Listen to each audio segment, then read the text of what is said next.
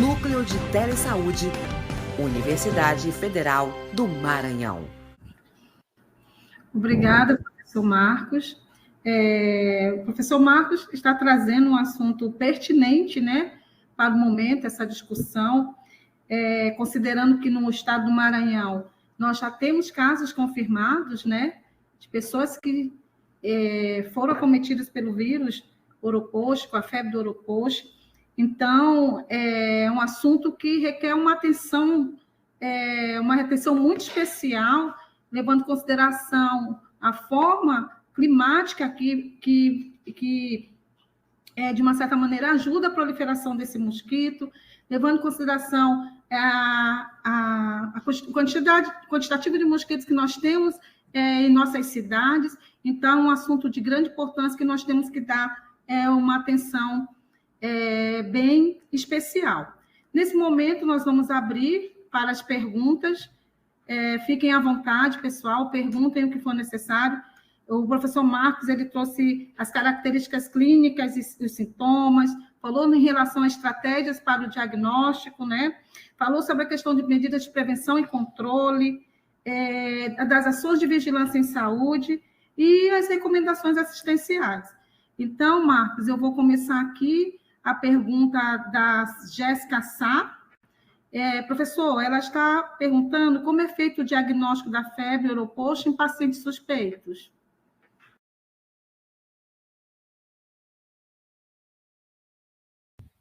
Oi, você me ouve?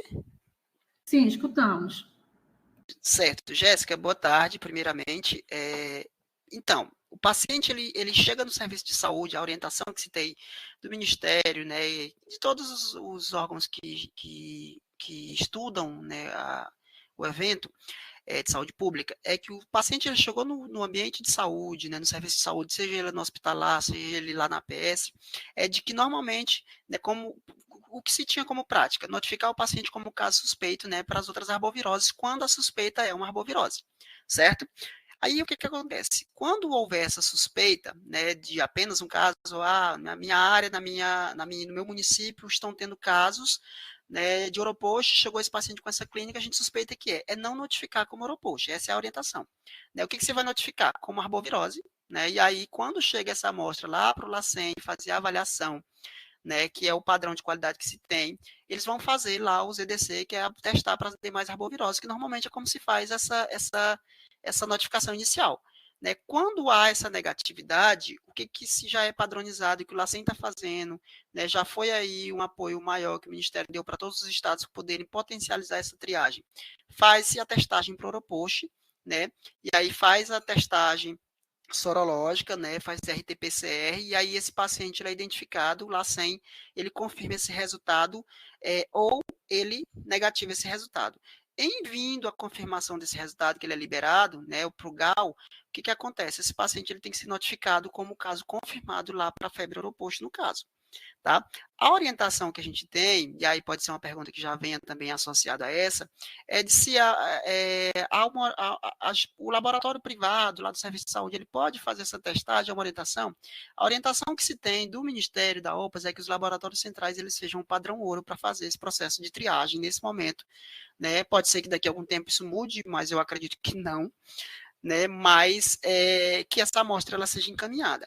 Então, é se continuar seguindo, né, o serviço de saúde ou a vigilância do município, aquele fluxo de enviar a amostra para ser avaliada, lembrando somente de não notificar ele inicialmente, né, com o Oropouche, porque isso vai alimentar um dado no SINAM, né, vai gerar uma sobrecarga do banco de dados e algo que depois vai precisar ser descartado, vai precisar ser feita ali uma limpeza desse banco. Então, por isso que como a gente está no processo de aumento dessas notificações agora, é notificar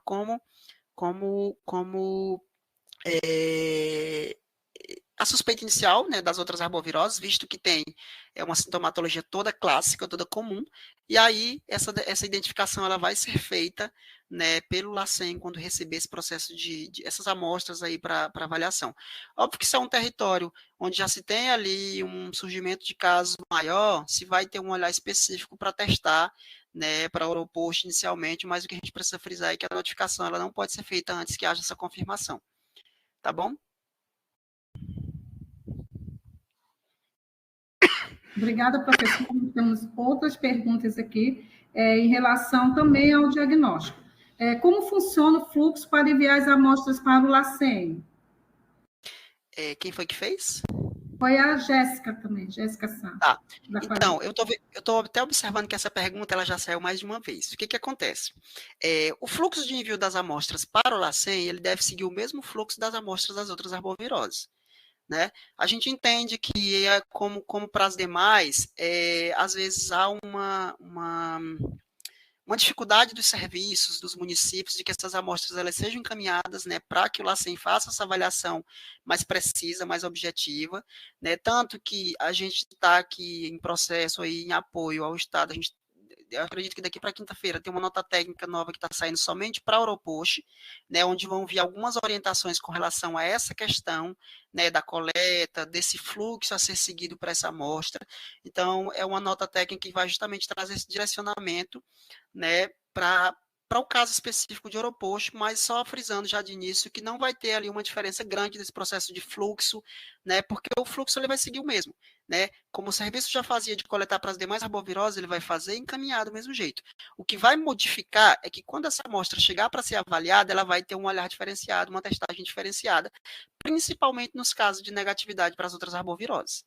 Certo? Mas o fluxo ele continuará sendo o mesmo. E aí, como eu disse, a nota técnica voltada somente para a Oropost, ela está em processo de conclusão, ela deve muito em breve estar sendo divulgada, né? Os serviços vão ter acesso, as vigilâncias, tá? E vão ser apresentadas aí orientações mais específicas com relação a esse processo, né, de fortalecer, né, de pontuar mais uma vez, né, qual é o fluxo que tem que ser seguido por encaminhamento dessas amostras para que elas cheguem ao LACEN. Lembrando que, como eu disse lá atrás, né, a depender da quantidade de amostras, às vezes os serviços eles não têm possibilidade de testar todos, né? Isso é a realidade do Brasil, né? Nem só do Maranhão, de São Luís, é do Brasil. Então, a depender do número, como a gente ainda está num processo, digamos que mais inicial, né, é importante que haja aí uma priorização de atentar-se melhor para esses casos, acompanhar bem, coletar essas amostras em tempo oportuno e fazer com que elas cheguem a esse fluxo para que se conheça de fato o perfil epidemiológico do município. Obrigada, professor. Vale a pena frisar, né, professor Marcos, que esse diagnóstico, essas amostras, elas devem ser encaminhadas ao nosso laboratório de referência, que é o LACEN. Né? Obrigada. Nós temos mais perguntas aqui, deixa eu só verificar aqui, do Anderson. Ele perguntou, então a doença não é transmitida de pessoa para pessoa, apenas pela picada? Anderson, qual é a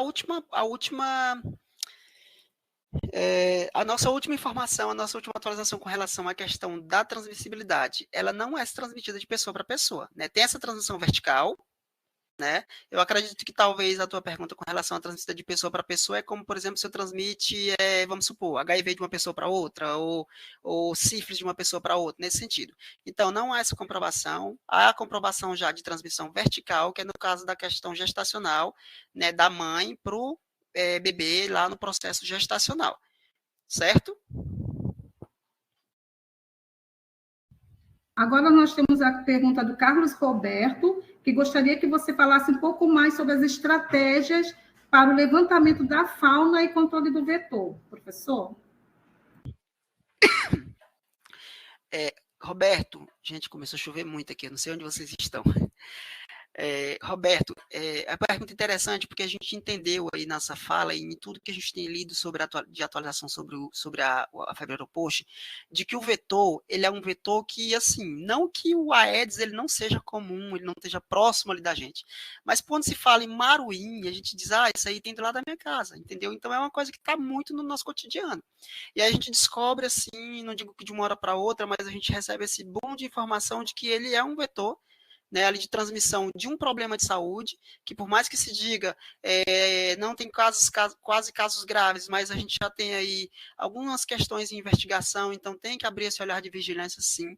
E aí entender a questão desse vetor, entender o comportamento dele, entender realmente onde ele está se manifestando é algo que a entomologia ela precisa estar ali pontuar muito forte. Né? A gente até ontem estava em uma conversa sobre essa questão e já há uma uma programação, uma organização do setor de entomologia do Estado, né, no sentido de acompanhar alguns territórios, né, justamente para fazer um estudo entomológico, né, nesses territórios, para entender, né, como que se dá dando o comportamento desse vetor, se realmente o vírus está ali, e a partir disso trabalhar uma estratégia de controle, né, para minimizar o potencial de contaminação dos usuários, né, dos usuários não, perdão, dos indivíduos aí desses territórios.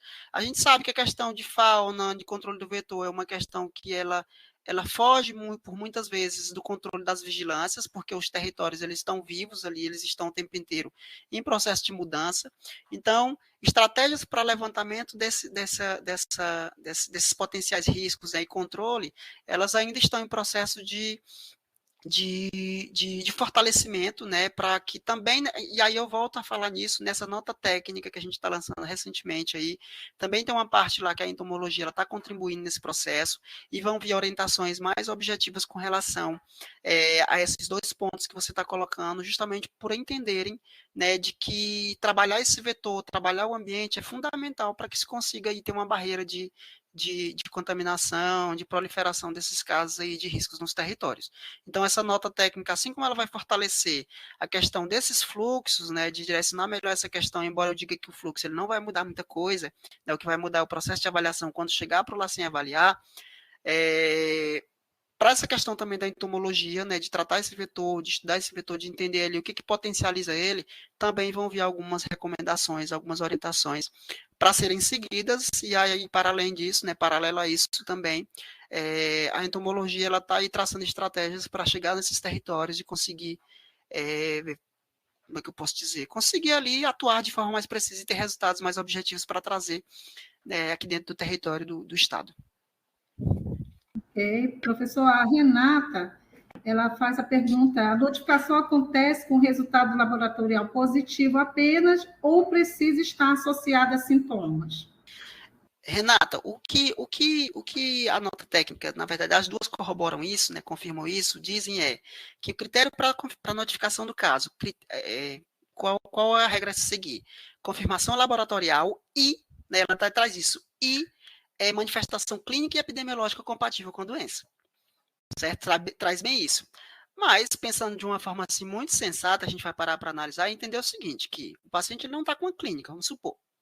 Mas, assim, primeira coisa que, se ele não está com clínica, por que aquela amostra foi coletada e foi encaminhada? Mas vamos supor nessa situação hipotética.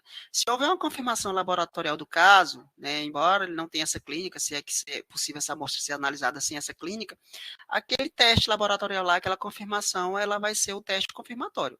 Mas a orientação, né, e aí quando o Ministério traz essa informação, a OPAS também traz, é de que confirmação laboratorial e manifestação clínica, entendendo que aquela manifestação clínica, aquele cenário epidemiológico que vai direcionar o encaminhamento dessa amostra para que se tenha uma testagem.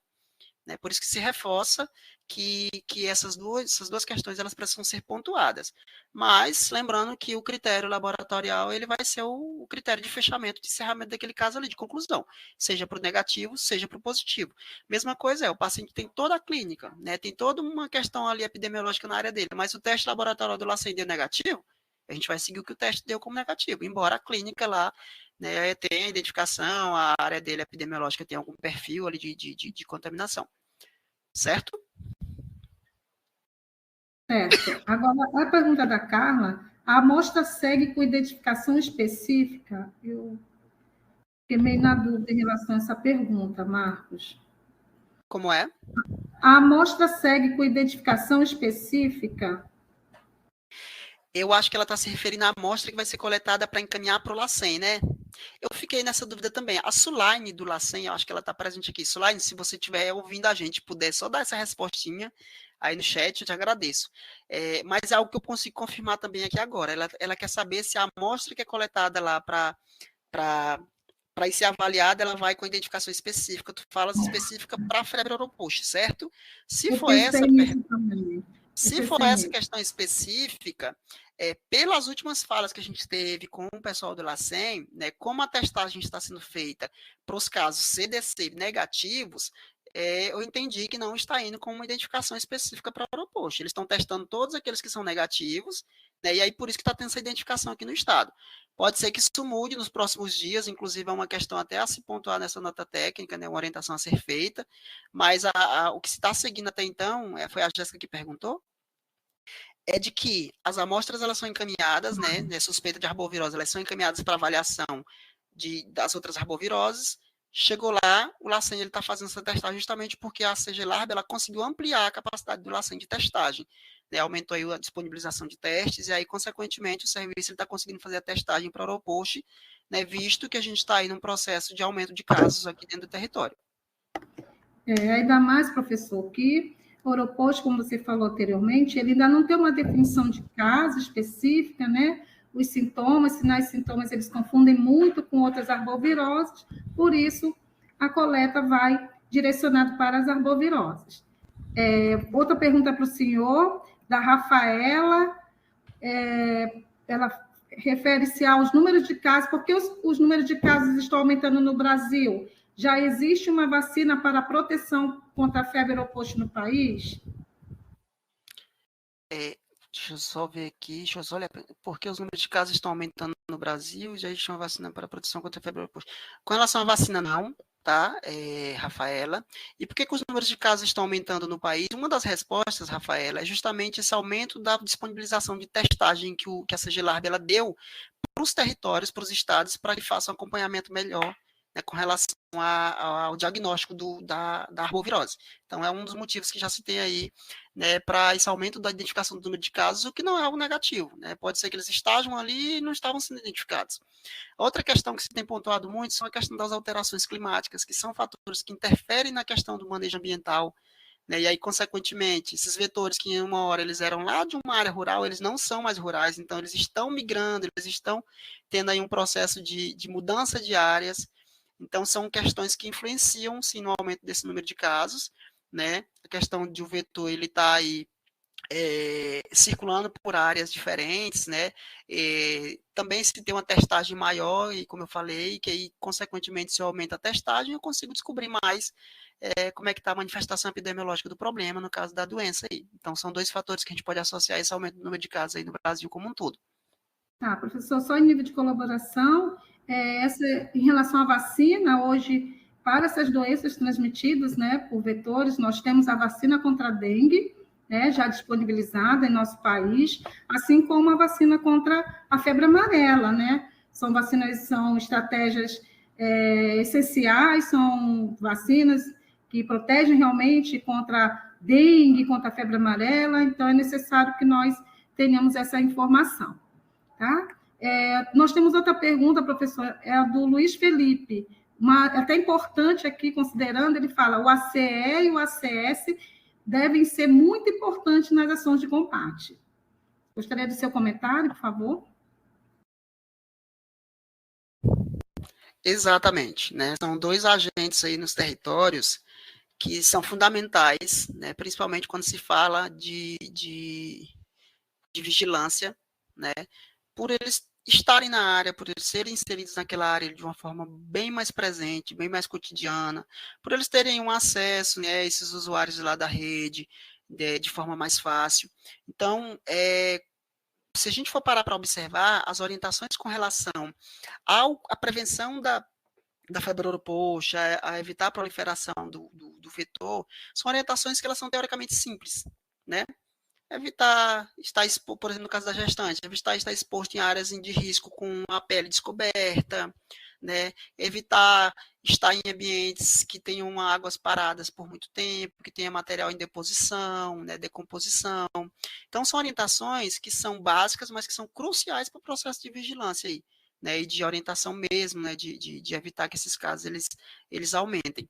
Então, os ACS e os ACS, que são dois agentes aí fundamentais nesse processo, eles são os atores aí que a gente vai dizer, eu não vou dizer que são os mais importantes, porque eu acho que todo mundo tem sua importância nesse processo, mas eles são tão fundamentais quanto qualquer um outro. né, quanto quem está na rede de hospitalar, quanto quem está lá dentro, de fato, da assistência no posto de saúde, né, esses agentes que estão no território, que estão perto do usuário, eles são fundamentais para esse processo de orientação, de reconhecimento do território.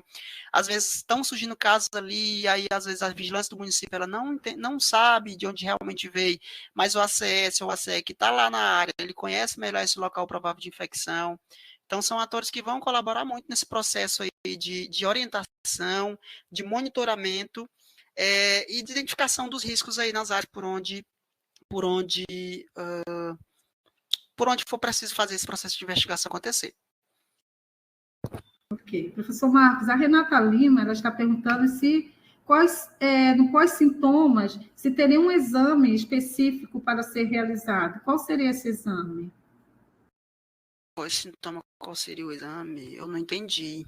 Eu acho que ela quis, saber como a gente faz com a hepatite, para ver se veio a soroconversão, né? Você apresentou sintoma e fez vacina, depois faz algum exame para saber se houve soroconversão. Eu entendi mais ou menos nesse sentido. Deixa eu ver se eu entendi. A pergunta por exemplo, o paciente teve, né, foi acometido por oropost, ele não fez a identificação no período, ela quer saber se depois tem como se identificar se ele teve, é isso? Isso. Saber se tem IgG. Isso, é questão de identificação de anticorpos.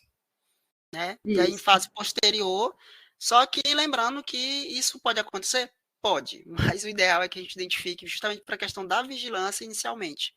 Né? Então, o rastreamento de anticorpos pós-processo infeccioso pode sim ser feito, né, desde que fique, né, memória imunológica, né, mas o ideal, né, a orientação de fato que se tenha é de que seja feito um acompanhamento na fase aguda, justamente para poder se ter ali o monitoramento da situação epidemiológica e, consequentemente, a barreira de transmissão ela ser ali cortada.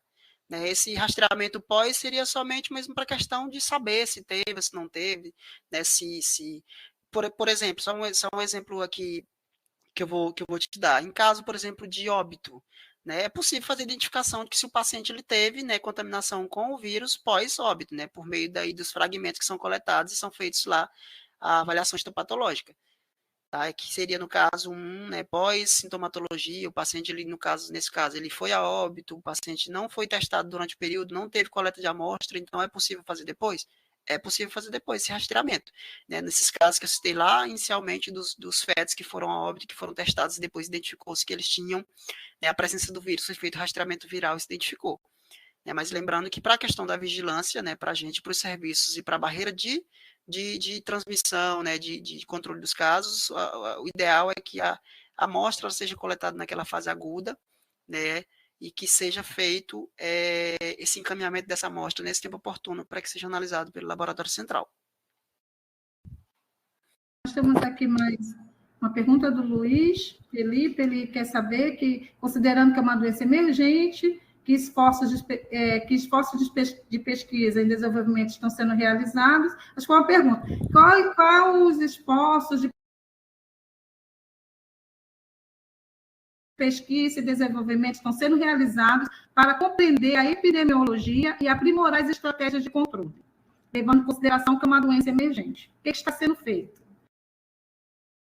Certo. Tu queres responder essa pergunta, Neide, baseado na reunião da manhã? Eu acho que é importante pontuar.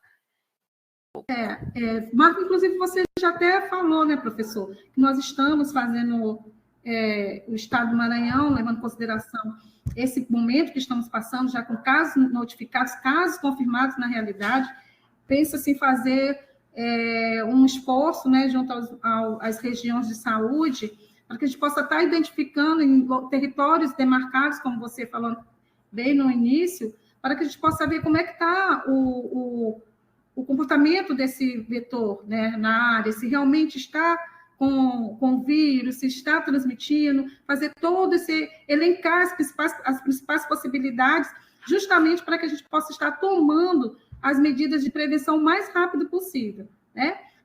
Porque vigilância é assim, a partir do momento que as pessoas começam a apresentar sintomas sugestivos de uma doença, é necessário que as medidas preventivas, as medidas de proteção, sejam tomadas imediatamente.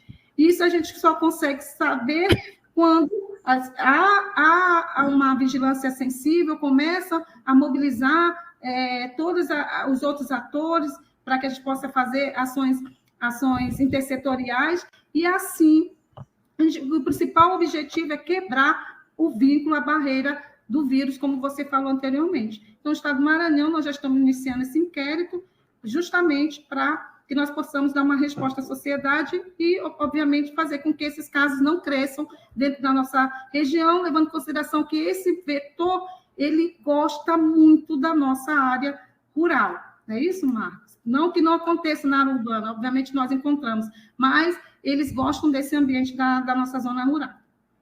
Ok? Marcos, nós temos outra pergunta aqui, o Luiz Felipe novamente, que lições aprendidas, muito boa, que lições aprendidas com o manejo de outras doenças virais emergentes, como a Covid-19, podem ser aplicadas no enfrentamento da febre Europost? Certo. Antes de eu responder essa pergunta, eu vou só, agora há pouco assim, alguém perguntou se a amostra ela seguia identificada, né, para o LACEN.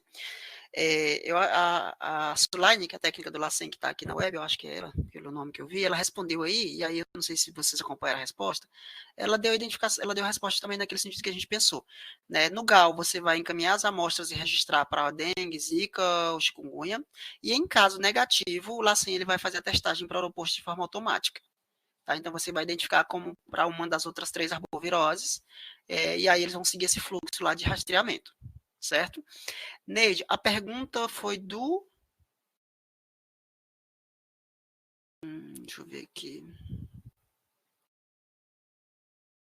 Só um minuto. Tu pode repetir a pergunta, Neide? Do Luiz Felipe, ele levou o questionamento, já que nós passamos por a Covid-19, né?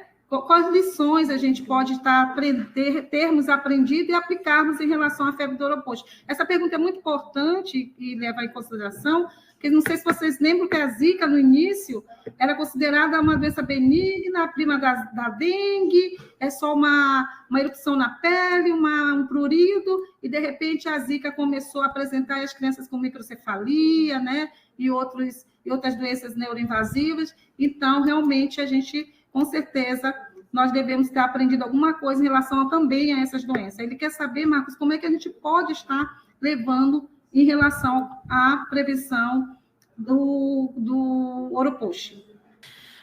Essa pergunta, ela realmente é uma pergunta de reflexão, né? E trazendo aí o exemplo da Covid-19, né? Ele pergunta que experiências ficaram, que aprendizados ficaram para...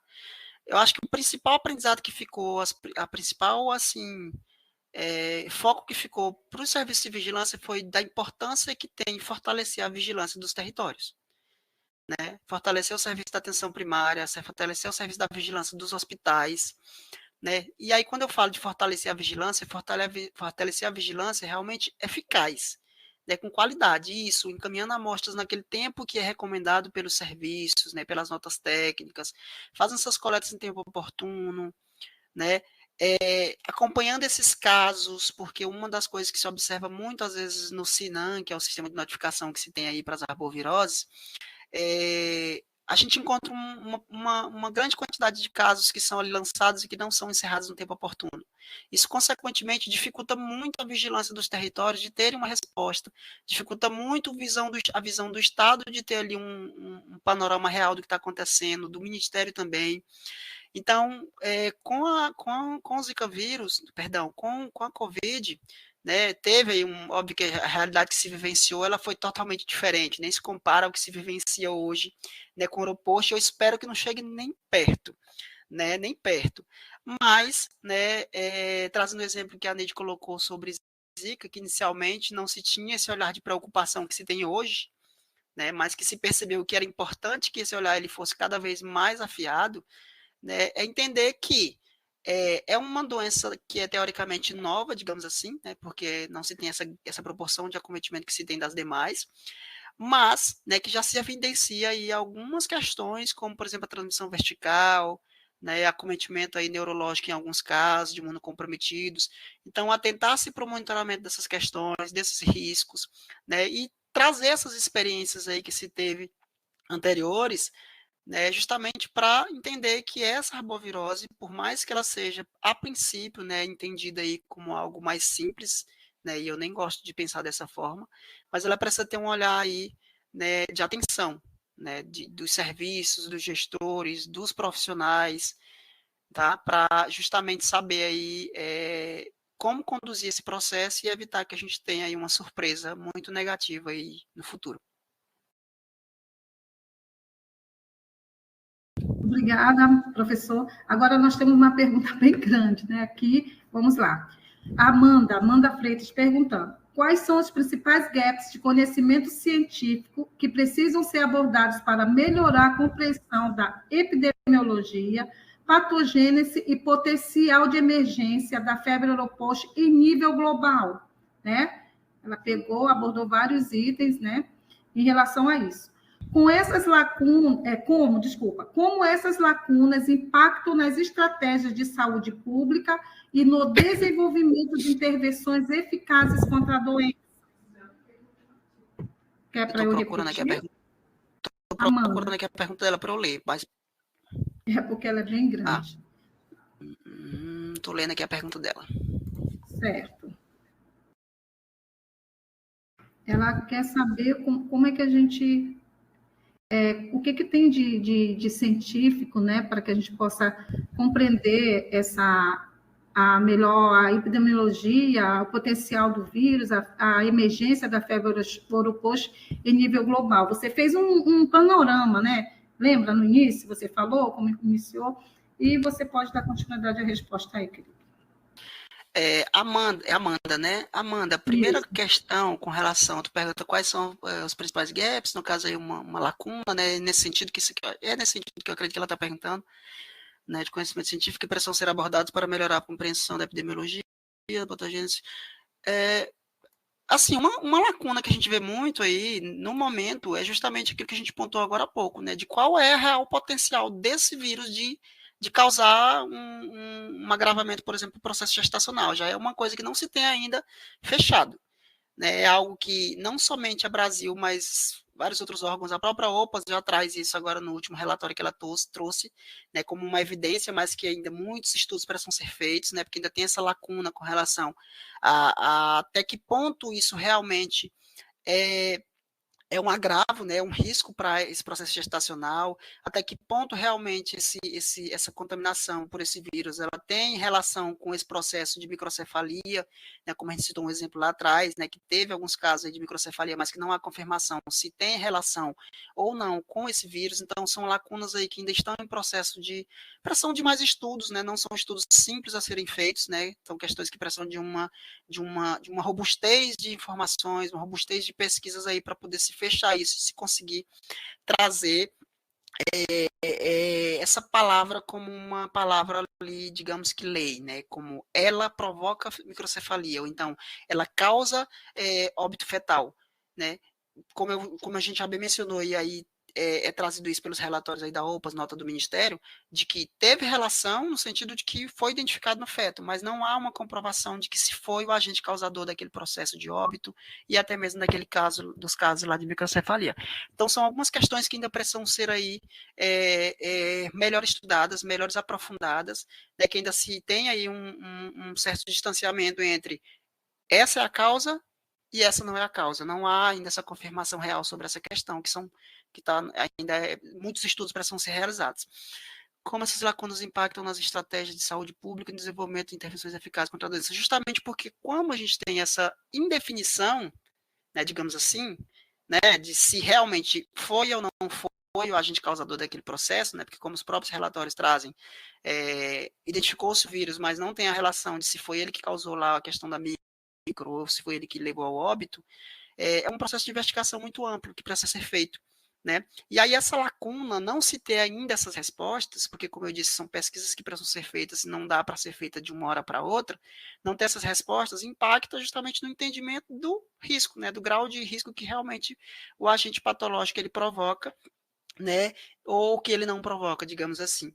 Então, a partir do momento em que a gente não tem essa precisão real de que isso é o que realmente provoca a microcefalia, se tem relação ou se não tem, a gente precisa trabalhar com aquela questão da vigilância, né, de orientar esses casos, evitar que haja infecção, acompanhar essas gestantes, por exemplo, caso elas tenham contaminação, mesmo que a gente não veja a possibilidade ainda de agravamento, de risco para o bebê na gestação, mas acompanhar esses casos, né, e dar aí esse suporte epidemiológico que é importante nesse momento, visto que não se tem aí um fechamento de uma confirmação, né, de se tem ou não tem essa possibilidade de causar esse agravamento na gestação. Lembrando que, como eu disse naquele relatório que se teve, na pesquisa que foi feita anteriormente nesses casos, foi confirmado apenas que tinha o vírus, né, nesses fetos, e que alguns deles apresentavam, né, sinais de microcefalia, mas não há nenhuma confirmação, não há nenhuma relação comprovada de que haja essa evidência de que o vírus possa ter provocado esses dois desfechos. Tá? O que se tem confirmado é apenas que tinha a presença do vírus lá nos fragmentos que foram pegos para análise.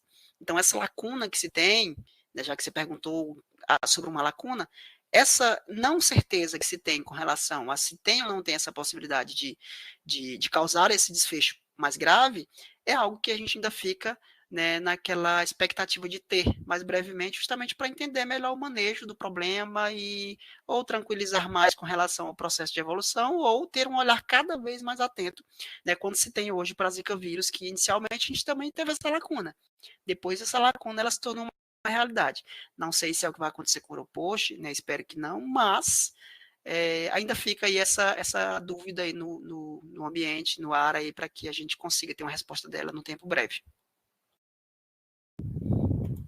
Temos mais perguntas, Marcos. Que oportunidades de colaboração internacional existem para fortalecer as ações de vigilância e pesquisa? Foi a pergunta do Luiz Felipe. Eu acho que quando se trata de oportunidade dessa de colaboração, a gente tem aí um grande apoio da OPAS para o Brasil, né? A gente observa isso. A Organização Pan-Americana de Saúde, ela fortalece muito esse processo de vigilância no Brasil com relação às arboviroses, né? E aí tratando aqui das arboviroses, no sentido realmente de fomentar pesquisas, de fomentar profissionais para estarem nos territórios, né? De fomentar apoio aos estados, ao próprio país, para que haja um acompanhamento melhor e o fortalecimento aí dessas vigilâncias. Né? Isso é uma colaboração que eu acho que é importantíssima, né? Justamente para que a vigilância do país, né, como um todo, ela esteja aí fortalecida e, consequentemente, dos estados e dos municípios. Então, eu acho que um exemplo de colaboração que a gente pode trazer aqui bem grande é esse que a OPAS tem com o país com relação à questão desse apoio aí para a vigilância das arboviroses aí por meio da Secretaria de Vigilância e Saúde do Ministério. A próxima pergunta também interessante, foi um tema de discussão nosso, a Nayana, desculpa, ela está falando o seguinte: não sei como funciona em relação ao laboratório no estado de vocês, mas aqui em Juazeiro do Norte, obrigada pela participação, aqui em Juazeiro do Norte estamos com um caso suspeito e já foi solicitado o preenchimento da notificação para realizar o exame. Essa pergunta eu acho que é aquela que a gente mencionou lá acima, agora há pouco, né? Que Sulaine pontuou para a gente. Nayana, como é feito com relação aqui, como é protocolado pelo LACEN até então,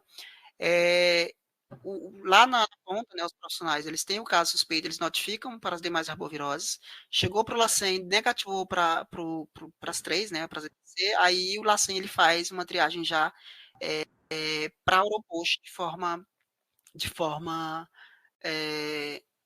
já consequente, né? Então esse é o fluxo que é feito com relação a essa testagem que o LACEN faz no momento, né? Que também é algo que pode aí ser reformulado aí, né? A gente está esperando atualizações com relação a esse processo também, mas até então é esse fluxo que é seguido. Vale a pena ressaltar, Marcos, que na nota está bem claro.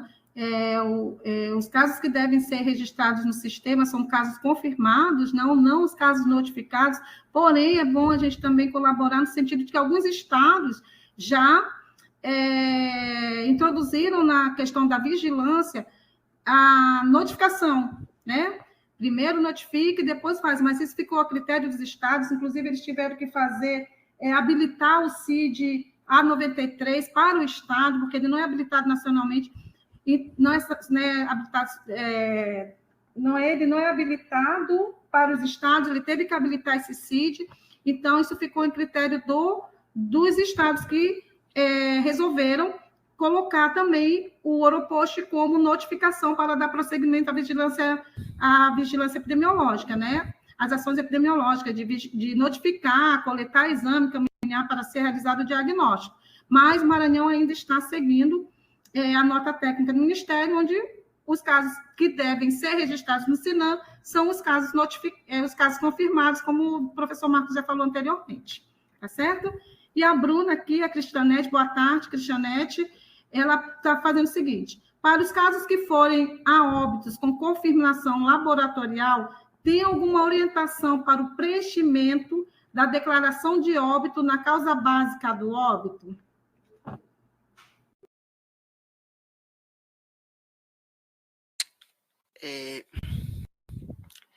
Boa tarde, estou lendo novamente o do DASCA, para os casos que forem a óbito com confirmação laboratorial, tem alguma orientação para o preenchimento da declaração de óbito na causa básica do óbito. Primeira coisa que tem que ser feita, Bruna, investigar, é um processo minucioso, se realmente a causa do óbito foi o Oropost. A gente teve um caso recente de Santa Rita, em que a paciente ela positivou para influenza, ela tinha outras questões lá de saúde e positivou também para... gente, fugiu. Influenza e Oropost. Se positivou para os dois, aí teve todo um processo de investigação aí bem amplo, né? A gente foi para o território, etc, etc. E aí, no decorrer de todo o processo, a conclusão foi de que a causa morte dela, né, que que levou a óbito, ela foi influenza e não foi Oropost, né? Então, assim, todo e qualquer óbito, ele precisa ser investigado, por exemplo, eu estou falando nesse caso aqui, né, de Oropost, assim como de dengue, de zika, etc., precisa ser investigado. E aí, a partir dessa investigação, é que esse caso ele é encerrado, ele é fechado pela patologia ou não. Lembrando que o que a gente tem até o momento, né, eu entendi que é uma pergunta bem pertinente, mas é algo que eu volto a pontuar lá naquela questão que a gente mencionou agora há pouco, sobre uma nota técnica que está sendo emitida. Também tem uma parte do Serviço de Vigilância do Óbito, que tem uma orientação básica sobre isso. Mas o que a gente tem até o momento a nível nacional é que não temos casos confirmados, né, por elas. Temos casos em investigação, justamente porque notificou, né, o óbito, e aí tem lá um exame lá específico que identifica que ela positivou para Oropost. A investigação vai precisar ser feita para identificar se realmente a causa básica daquele óbito foi Oropost. Então, preencher essa declaração de forma imediata como Oropost, eu nem lembro, na verdade, não sei se a Neide lembra, sabe dizer isso, se a de Santa Rita estava preenchida dessa forma, não recordo, para ser sincero. Mas, embora haja esse preenchimento, é um processo de investigação que vai ser aberto, tá? Justamente porque não se tem ainda essa confirmação clara, né, de que o vírus ele é um agente que pode levar a causas óbito nesse momento, né, diante da realidade que se tem e do conhecimento que se tem sobre a doença. Tá bom? Então, com relação a uma orientação específica para o preenchimento dessa declaração, é algo que a gente ainda está atualizando, está acompanhando aí as normativas do Ministério, né, com relação a esse processo de investigação desses óbitos, para que a gente consiga fechar essa orientação de forma mais objetiva e consiga aí passar essa orientação de forma mais clara para os serviços, né, para os municípios, mas, como eu disse, né, para fechar esse ponto aqui de fala, desse momento aqui sobre o óbito ele foi a óbito o paciente e ele tem um positivamento para Oropost, é uma investigação que vai ser aberta justamente para a gente poder confirmar ou descartar esse caso com relação àquela patologia, com relação à febre Oropost. Tá bom? Ok. A pergunta do Elvin Vieira, professor, é se todos os mosquitos são transmissíveis. Se não pode ocorrer como da malária, que uma pessoa contaminada pode contaminar um mosquito sadio. Acho que é aquela transmissão, né? Mosquito sadio, pessoa com vírus, todo aquele ciclo de transmissibilidade. Estou tentando ler aqui, deixa eu entender aqui a pergunta. Todos os mosquitos são transmissíveis, não pode ocorrer. Se todos os mosquitos... Entendeu? Eu entendi. Não há evidência ainda. Entendi a pergunta com relação a essa questão, se tem uma pessoa contaminada, não é isso? É isso, Nédia? Ele está perguntando se todos os mosquitos são transmissíveis, se não pode ocorrer como o da malária, que é uma pessoa contaminada, pode contaminar um mosquito sadio, como acontece no ciclo das arboviroses, né? Que a pessoa está doente, o mosquito não tem um vírus, vai lá, pica a pessoa doente, a transmissão para o vírus, para o mosquito, e assim ele vai fazendo a transmissão para as demais pessoas sadias. Eu não entendi a parte que ela colocou, todos os mosquitos são transmissíveis.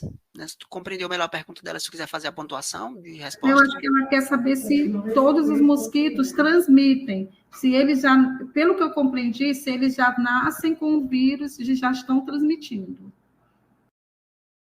Se ela puder reformular, Erwin Veira, se quiser reformular. Eu acho que é melhor reformular a pergunta. Tá bom? Então, vamos passar aqui para a Maria José. A Maria José está perguntando qual a ficha de notificação da febre oropost. Eu nunca notifiquei aqui. Eu não sei de onde ela é. Ela quer saber qual a ficha que você já mostrou no início. Isso. A ficha de notificação se utiliza aquela de notificação, investigação individual, conclusão individual. E aí a questão é que no campo observação, como não tem uma ficha específica, não tem uma ficha definida, né, para ela, alguns estados, na verdade, já até fizeram algumas fichas, pelo que eu andei observando recentemente, mas específica do Ministério para o Sinal não tem ainda. Então, no campo observação da ficha de notificação, é colocar lá oropost, febre oropost, lá no campo observação dela. Há essa orientação, como a gente mencionou lá atrás. Mas ficha específica, exclusiva para oropost, ainda não tem ela a nível de ministério elaborada e assim, orientado o uso dela. Né, como eu disse, alguns estados já utilizam uma própria, né, aí os estados que fazem um processo de notificação aí, inclusive até de casos suspeitos, embora não seja uma recomendação do Ministério, né, que a recomendação é de que o caso seja notificado como confirmado, mas tem aí estado que faz essa notificação, que é um processo que vale sim apenas ser considerado, né, porque tem toda uma logística, toda uma explicação, né, aí pelo pelo qual eles adotaram essa metodologia, e aí fizeram a elaboração de uma ficha específica para isso, como eu olhei aí recentemente de um estado específico. Mas do Ministério específico, não. Se faz a notificação na ficha de notificação normal, e aí naquele campo lá, se faz a identificação do CID, como a Neide mencionou lá atrás, e aí faz no campo observação, coloca lá febre oropost, que é para ser identificado como tal.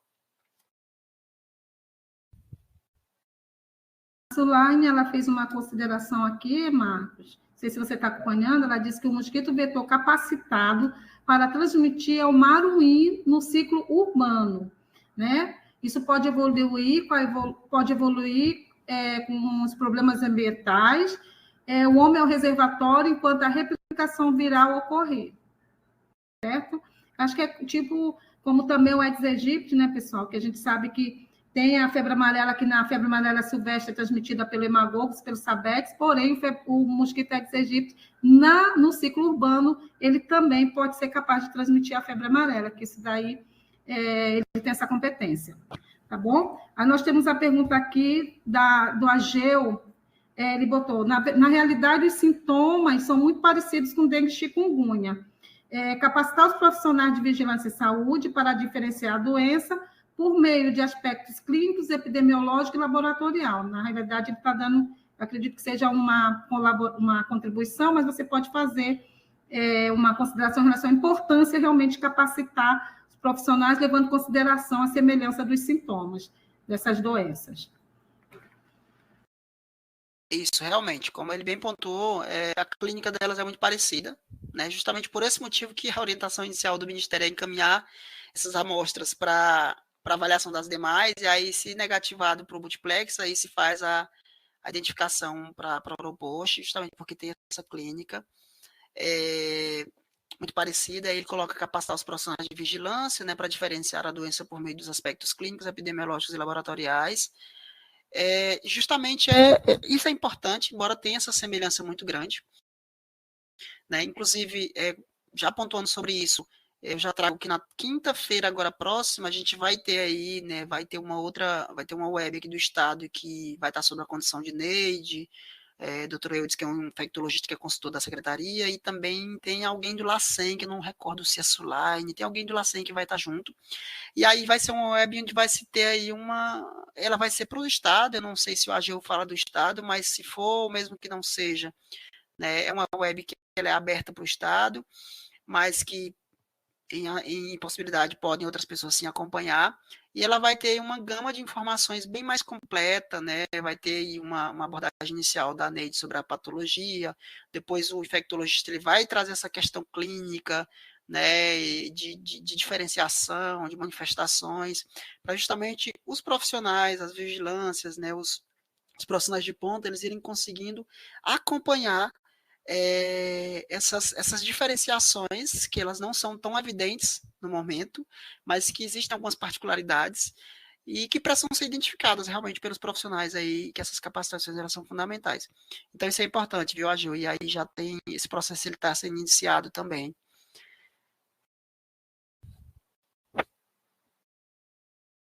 Ok, Marcos, aqui o colocado para a gente, né, os estados que participaram da web, uma excelente web, por sinal, muito obrigada.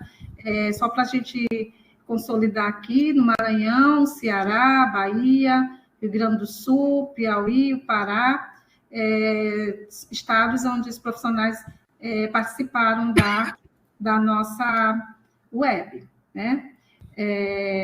Se não tivermos mais perguntas, podemos passar para as considerações finais. Você quer fazer alguma consideração agora, Marcos?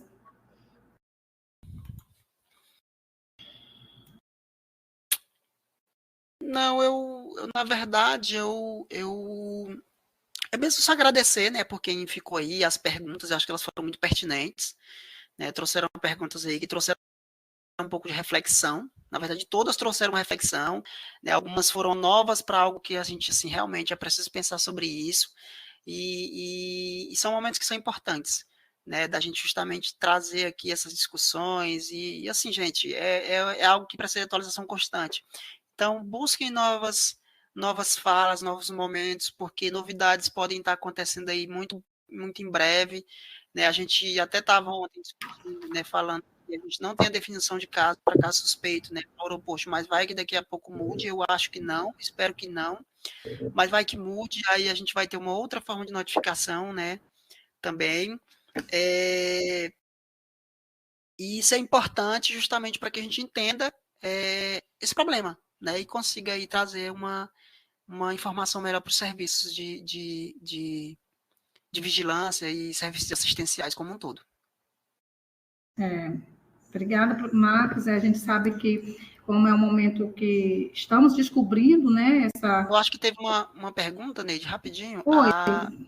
A Jéssica perguntou quanto tempo duram os sintomas, foi isso? Jéssica, se eu passei, eu não vi. Foi da Ela perguntou quanto tempo dura a febre no aeroporto e qual o causador da febre. Eu não vi, desculpa, Jéssica. Não vi. Geralmente a média de tempo que tem aí de orientação nos guias, nas orientações diretrizes da OPAS e do Ministério, é que os sintomas né, de clínica, eles normalmente duram em torno de 5 a 7 dias, né? Mas, assim, esses mesmos orientadores, eles dizem que, embora esses sintomas eles duram em média de 5 a 7 dias, há evidências de que a recuperação total do usuário, do indivíduo, estou insistindo em dizer usuário, não sei porquê, do indivíduo, né, do paciente acometido, ela pode durar aí um tempo mais prolongado, né? Então essa manifestação clínica mais aguda de 5 a 7 dias, mas lembrando que a gente tem aí dores musculares, articulares, há evidências de que em alguns casos esses sintomas aí eles durem aí até mês, né, um pouco mais, a depender muito da forma como se manifesta em cada indivíduo. Então, Marcos, obrigada. Nós podemos finalizar, né, com esta pergunta e agradecer a participação de todos, lembrando que todos esses achados são importantes para que a gente possa focar na prevenção, né, no controle do mosquito, contribuindo para que nós não tenhamos grandes surtos, né, nas áreas urbanas, e não podemos esquecer de inserir a educação popular, a educação da população como uma grande medida de proteção, tá bom? Muito obrigada, Marcos, a todos. Até a próxima. E finalizamos a nossa web. Muito obrigada a todos pela participação.